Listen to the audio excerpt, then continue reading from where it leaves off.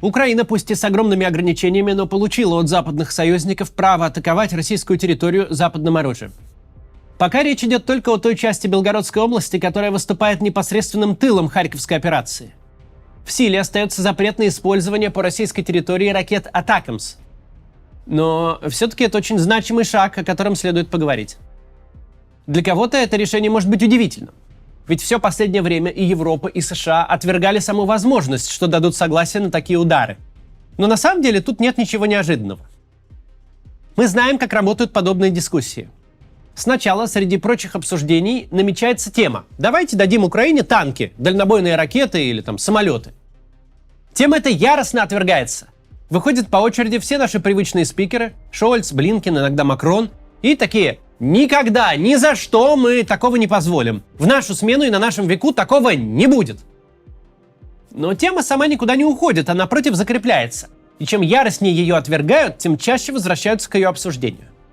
Пока в общем хоре группового отрицалова не возникают аккуратные диссиденты. Они тоже отрицают, но уже говорят не так однозначно. Конечно, нет, но в принципе, при некоторых обстоятельствах, когда-нибудь. Почему бы и нет, если да? Тому, кто умеет переводить с бюрократического на повседневный, в этот момент уже понятно, к чему разговор клонится. Что это не отказ, а политическое кокетство. Теперь вопрос «дадут ли» сменился вопросом «когда дадут?». Принципиальное решение к этому моменту у тех, кто такие решения может принимать, уже созрело, и они просто ждут подходящего случая. Самой показательной была история с «Атакамс». Надо понимать, что поставка тактических баллистических ракет стране, которая не является формальным союзником поставщика, то есть не входит в НАТО, это до предела необычный шаг. Вообще большие страны стараются такого типа оружия особо не экспортировать, особенно в зоны активных боевых действий. Стрелковое оружие – да, танки – может быть, ПВО – очень даже, но тактические ракеты – это другой уровень эскалации. Поэтому, когда в первый год войны речь заходила об «Атакамс», американские чиновники не позволяли себе никакой двусмысленности. Они говорили слово «нет» так, чтобы его нельзя было трактовать иначе. Но затем нашелся показательный повод. Путин закупил ракеты у Северной Кореи. Повод этот позволил США перейти политическую границу и передать Украине тактическое ракетное вооружение, которое очень сильно изменило образ войны. В частности, на всем Крымском полуострове больше нет ни одного безопасного места для самолетов, штабов и складов с боеприпасами. Структура принятия решений в США такова, что северокорейские ракеты для американских политиков – это именно повод, а не причина. Принципиальное решение о поставке ракет было на тот момент уже готово. Оставалось лишь найти для него политическое оформление, какой-то внятный мотив. Аналогично действуют и европейские политики. Если что-то действительно на самом деле невозможно, то это в принципе не будет обсуждаться. Никто не станет яростно отрицать несуществующую в повестке тему. Именно поэтому, как только ведущие западные политики начали отрицательно мотать головами и чуть ли не до вывиха на тему того, что никогда и ни при каких обстоятельствах Украина не получит права бить западным оружием по российской территории, сразу стало ясно: получением Украиной такого права просто вопрос времени. Речь уже не шла о запрете как таковом. Политики выжидали момент, когда все можно будет разрешить так, чтобы это не выглядело односторонней эскалацией. И повод нашелся. И тоже довольно показательный. При наступлении на Харьковскую область российские войска используют международно признанную территорию России как свой непосредственный тыл. Из Белгородской области Харьковскую обстреливают ствольной артиллерией. Оттуда же запускают реактивные снаряды и беспилотники. Именно там, в приграничной зоне, находится вся логистика воюющей армии. В этот момент сама идея ограничивать применение дальнобойного высокоточного оружия выглядит странной с точки зрения любого союзника или партнера обороняющейся стороны. Потому что это не война, когда одна из сторон может откатить свою пушку за линию на карте и сказать: а я в домике теперь, бить по пушке нельзя, зато пушка будет стрелять. Так не воюют, это нонсенс. Исходя из той же логики, ясно: то решение, которое сейчас реализовали, очевидно, созрело давно. Превращение Волчанска из города в руины – очень показательный политический мотив для реализации принятого решения. Тут уместно поговорить о том, как нам к этому решению относиться, ведь этическая дилемма тут неизбежна.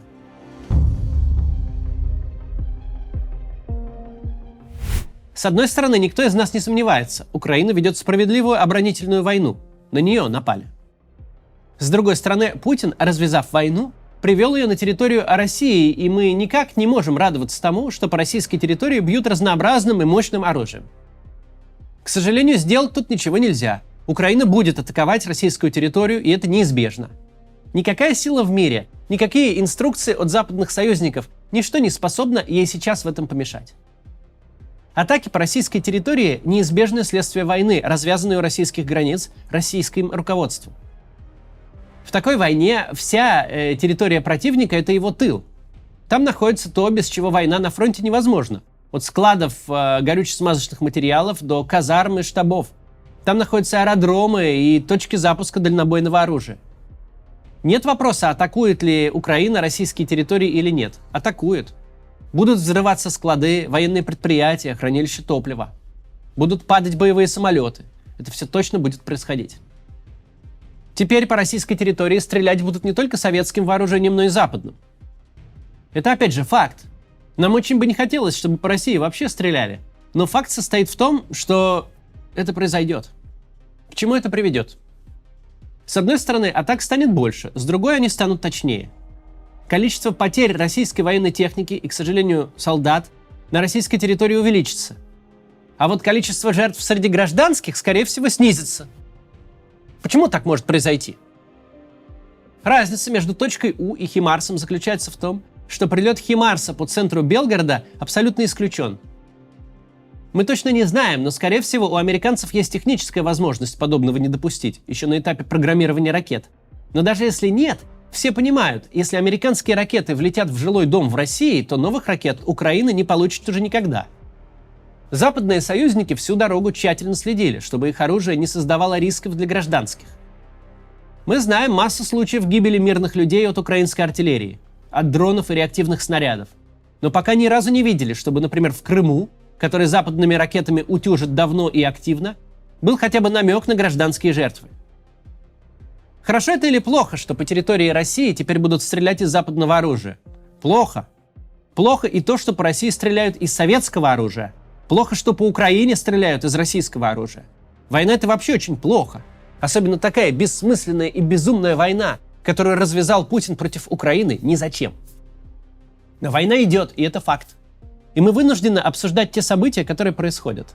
Разрешение западных союзников Украины стрелять по российской территории приведет к значительному усложнению ведения войны для российской армии, к значительному росту жертв среди российских военных и, скорее всего, к сокращению жертв среди российских гражданских. Хотя тут гарантий никаких нет. Стрельба огромными ракетами по военным объектам – это не хирургическая операция.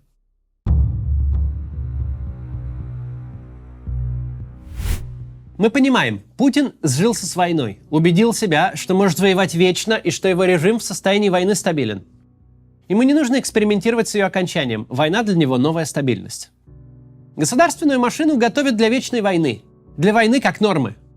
Для этого изменен даже Уголовный кодекс, чтобы задержанного за убийство можно было отправить воевать прямо из изолятора временного содержания. Для этого введена прогрессивная шкала налогообложения, а вместе с ней налоговый класс участника СВО. Однако война по своей природе нестабильна.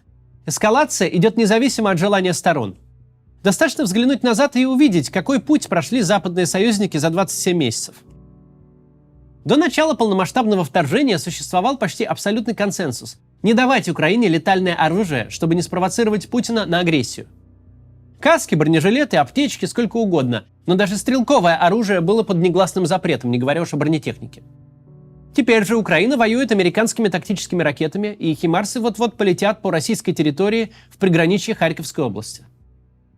Все гораздо ругать Запад за медлительность и нерешительность, но вообще-то он стремительно вовлекся в конфликт. За 2 с копейками года он прошел путь от касок до ракет и истребителей, от бесконечного умиротворения Путина до разрешения бить по территории России.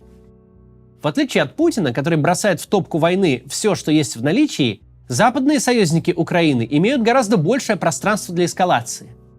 Они могут предоставлять больше оружия и больше свободы в его применении, больше разведданных. Как следствие, с каждым шагом союзников Путину будет тяжелее вести войну, даже в том формате, в каком она ведется сейчас, с локальными наступлениями и захватом безымянных сел. Чем сложнее вести войну, тем больше она будет уносить жизни и ресурсов.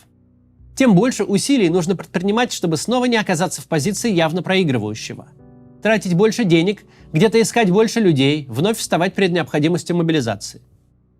Если война сегодня выглядит так, что тебя в целом все устраивает, это не значит, что она и дальше будет так выглядеть. В любой момент ситуация может стать сильно хуже. Что нас должно по-настоящему пугать в данном случае? Так это новая тема для разговоров про использование в этой войне европейских армий в том или ином виде. Да, пока это сугубо теоретические рассуждения, и все их опять же яростно отрицают и мотают головой, чуть шею не сворачивают. Пока даже в резолюцию НАТО отдельно включен пункт, что никогда и ни за какие ковришки войска Альянса не будут втянуты в эту войну. Но обратите внимание, по мере увеличения оборонных бюджетов и наращивания воинских контингентов, разговор о большой войне в Европе перестал быть табуированной темой. Никто не хочет эту мысль даже допускать, но она, собака, исподволь пролазит. Большая война в Европе стала возможной. Все еще крайне маловероятно, но возможно. Пока это звучит абсолютно безумно.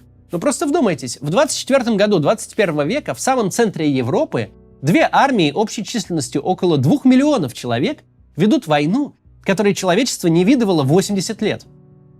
Где танки горят сотнями, где каждый день выстреливаются тысячи снарядов, где города стираются под ноль.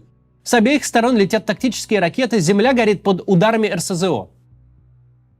Не то что какая-то общественная мысль, но даже военная наука последние полвека исходила из того, что такой войны больше не будет. Ведь у всех крупных игроков имеется ядерное оружие, а значит исключена ситуация, что в центре Европы эквивалент населения Латвии будет стрелять друг по другу из траншей, растянувшихся на тысячи километров. Структура управления войсками, штатная организация, стратегическое планирование, обучение и подготовка личного состава, логистика, техническое оснащение – все строилось в расчете на то, что армии 21 века в худшем случае будут гонять маджахедов по пустыне. Не под горячий конфликт двух больших промышленно развитых стран. Все основывалось на том, что 2 сентября 1945 года с капитуляцией Японии человечество поставило точку в вопросе массового уничтожения людей. И теперь большие страны могут выкобениваться, конкурировать, санкции друг на друга налагать, торговые барьеры воздвигать, на каких-нибудь задворках мира спонсировать воюющих людоедов или даже политические убийства устраивать. Но все понимают, что творят, и остановятся в шаге от пропасти, от гарантированного взаимного уничтожения. Но сегодня это уже не так.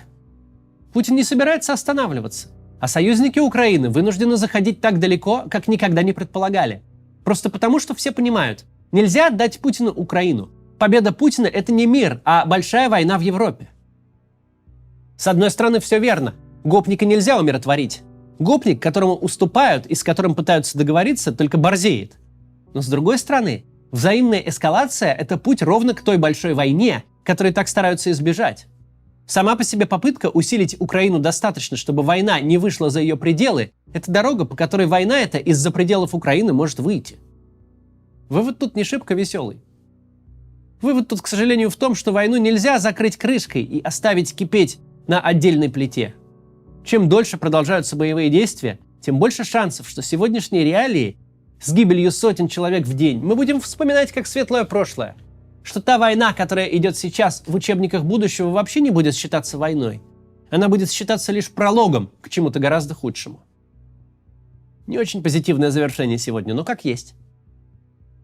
Есть один понятный способ закончить эту войну и сделать так, чтобы люди перестали гибнуть по обе стороны границы. Нужно вывести войска из Украины, вернуть все оккупированные с 24 февраля территории, вступить в переговоры о всех территориях, которые были оккупированы раньше, и договориться с Украиной об их статусе. И дальше, при гарантиях западных стран, жить в мире, заниматься своей страной и благополучием своих граждан, а не класть их в бессмысленной войне за село, где никто не живет и уже никогда не будет жить. Это единственно возможная победа России в этой войне. С текущим руководством страны ожидать такого нам вряд ли стоит. До завтра.